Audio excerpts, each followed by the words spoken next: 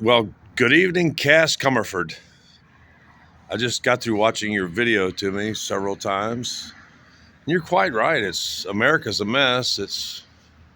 We're well aware of it. There's so many things I'd like to.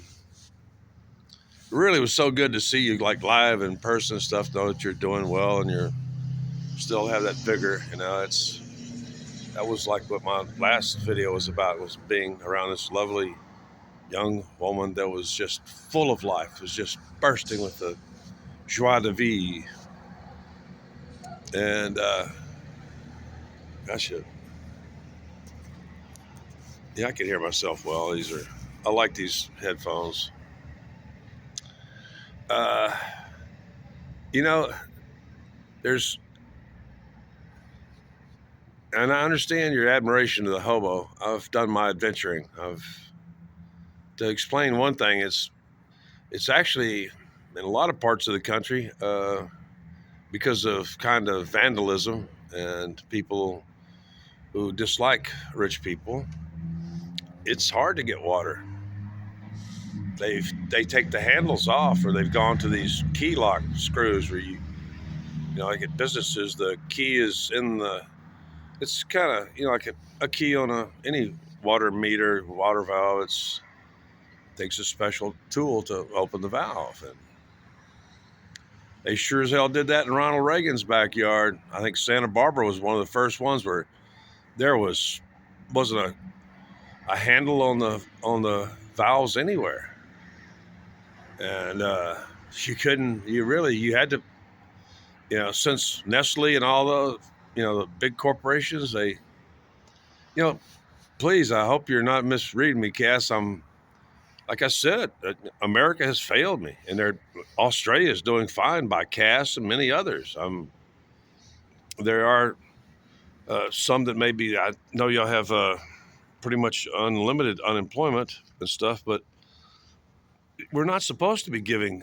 You know, I argue in social media here all the time that all these stingy bastards that really want to see people like me and Cass just dead. Just get out of the way. You've consumed our product. You know, you've, you put, that's the people that are really and the libertarians. That's the real far right wing in this country. I've worked for those bastards. Written, I've done original papers and written expert opinion letters for them. And no, I really can't. They're crazy. They want to go the exact opposite way of any. That's the people that Cash. You're old enough to remember Dwight David Eisenhower. And when I was a little kid, he warned us about this lunatic fringe amongst the Republicans. That he he oh gosh, he was. I remember I was like 5 years old. Or he warned us about the military-industrial complex, and he warned us that there was this lunatic fringe that actually thought that's the way libertarians actually think. That's how far right wing they are. People think that they're all about legalizing drugs or stuff like that. It's kind of a mishmash. They're not. They're more like libertines than libertarians or whatever. I don't know how to describe them. They're some of the most greedy, stingy fuckers I've ever seen. Uh, they're just unbelievable. They don't really understand what their policies do. They actually, oh gosh, I really have. I have no love of the right wing in this country because most of them are stingy bastards. They really are. Yeah, they only want you to. Speaking of religion, too, Cass, those you went to make the symbol of the ringlets. Those are called payas, as in pay us some shekels, you fucking goyim, yeah. So I know about, but also know y'all have had like in Australia, it's we're trying to get the same thing in Texas, Cass, called school vouchers, where you can go to schools of your parents' choice, and the taxpayers are supporting schools. They can't force you into a public school. You get to go, just like in Australia. There's been debate about the literally the public funding of madrasas, the Muslim schools and stuff. But I don't know what you're talking. Please, if most of Texas is like what you described. It's most of the year you don't need a blanket to sleep out the same way when you spent 4 years out. And I certainly have done it myself. As a matter of fact, there's many nights in Texas where it's so hot you couldn't stand a blanket or even a sheet over you. If you did, you were only doing that to keep the mosquitoes off of you or keep the snakes from cozying up to you for a little, because they're cold blooded at night. Anyway. I really loved your video, and see, there's one of my subscribers used the word the other night, physiognomy or whatever, is about judging a person about their configuration of their face. And when I look at Cass Comerford, he's got the same thing I got. Is he's got all these laugh lines around his eyes. This is a guy I can tell who is pretty much irrepressibly upbeat really all his life. It's you don't see this kind of the those people that have that permanent frown. I can't do it because I'm not used to doing it. Uh, I'm glad that things are really so, you know. And yeah, you're right. You need to keep it secret. Actually, one of my favorite shows that I watch is the Australian. So they have it in the UK. It's called the Border Force, the Australian, you know, uh, Immigration and Customs, whatever.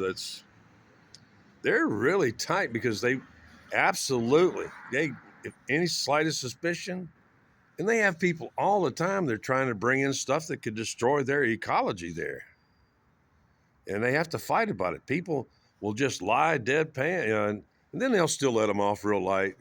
$220 fine, $220 fine, and they might be bringing in some sort of pestilence that would wipe out parts of their economy. Their people are highly disrespectful to and when coming into Australia. They just uh, so I've been trying to. I have a few Australian favorite films. I may get around to bringing them up sometime, Cass. But sorry, I'm having a little eye irritation. But it's just so good to see you, and your selection of the color of shirt is also scientifically a good thing. But I know how to read people. You're not a bad person. It's your face isn't, especially the smiling eyes wrinkles is a good sign, and the selection of that color of blue is especially good.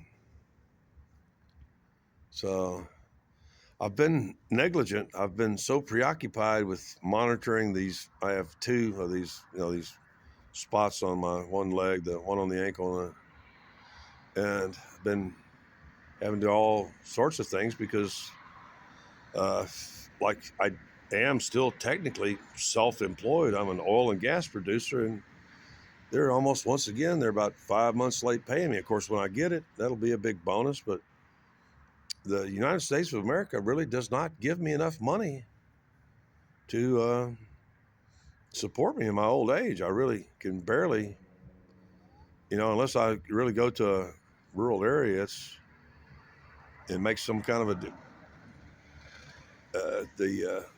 we're simply and that's what I'm sure Cass is. I Cass, I'm well aware of the of foreigners coming in and driving up real estate prices in Australia. Well, I've been following the news in your country for like for as long as it's been readily available. It goes way back. Matter of fact, I've been kicked off social media there a bunch of times. It's one of my biggest things is I just think that the one thing that labor did wrong was I mentioned is I don't know the data. There appears to be sufficient water in the north, and if they when they had the money, if they'd laid pipelines, it would have allowed for an increase in population and an increase in the economy to help support, you know, everybody who needs.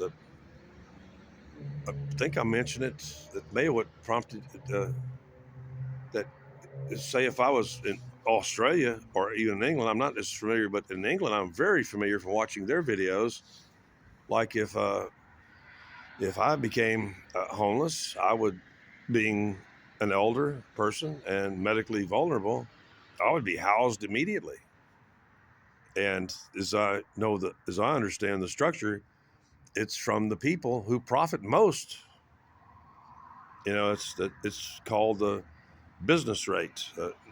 Local business owners pay. It's there's kind of a it's kind of a shared system from the best that I understand it. I've been trying to promote solutions in this country that gets around governmental bloat and waste, like the H.G. Wells Labor Company and stuff like that. My friend Reverend Ernest, Reverend Ernest was doing it. He was very successful at it. And this country really sucks when it comes to like caring for children properly and caring for the medically vulnerable. And we're Cash, you're absolutely right. You'll get no argument from me there. That's as a religious person, it's supposed to be an obligation. And I've been having Christians trying to kill me lately and stuff, is just annoying the crap out of me. So I'll try to end it here at about 12 minutes and 13 minutes. And it was just so good to see you. You are the kind of person that would be welcome at my family's. I'm talking about my mother and father, and you'd be welcome because my dad was fascinated with the Old West, I think, as much as you are.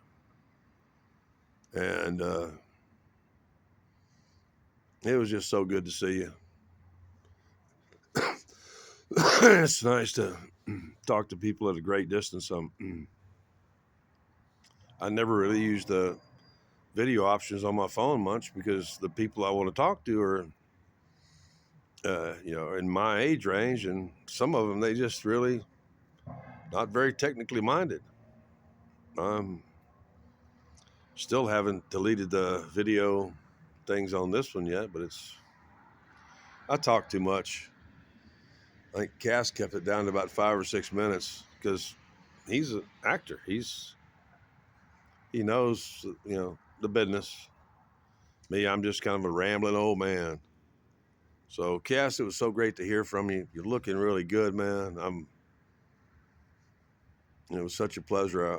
Because you said there was going to be a time. It looked like I noticed for the first time that there's an hourglass icon on the far right that was showing that the time was running out. You had a timer on that video, it appears.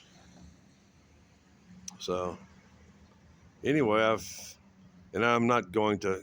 I went to download it to save it for me and my friends. I've told several of my friends about it. Hey, I know this Australian actor and stuff, and I'll be sending them screenshots of some of your work and stuff.